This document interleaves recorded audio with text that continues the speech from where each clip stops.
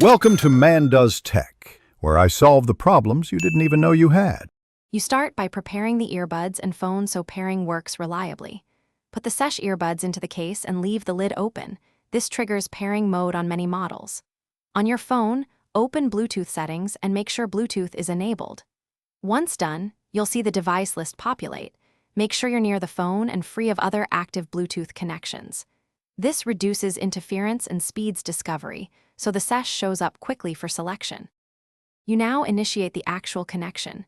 If auto pairing didn't start, press and hold the button on the case until the LED flashes.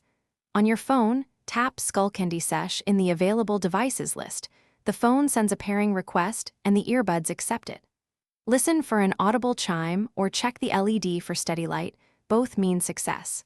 Make sure media volume is low at first to avoid loud surprises. This step verifies audio routing and confirms the Sesh is set as the output device. You finish by verifying full functionality and addressing common issues. Play music and check the mic with a quick voice memo. If one bud is silent, remove and reinsert it into the case, then reconnect. If pairing repeatedly fails, reset the earbuds by holding the buttons for 10 to 15 seconds to clear previous pairings, then repeat the pairing process. If problems persist, open the Skullcandy app to update firmware. Updates often fix connectivity bugs and improve stability, so make sure you're on the latest version. Thanks for watching. If you found this helpful, don't forget to like and subscribe.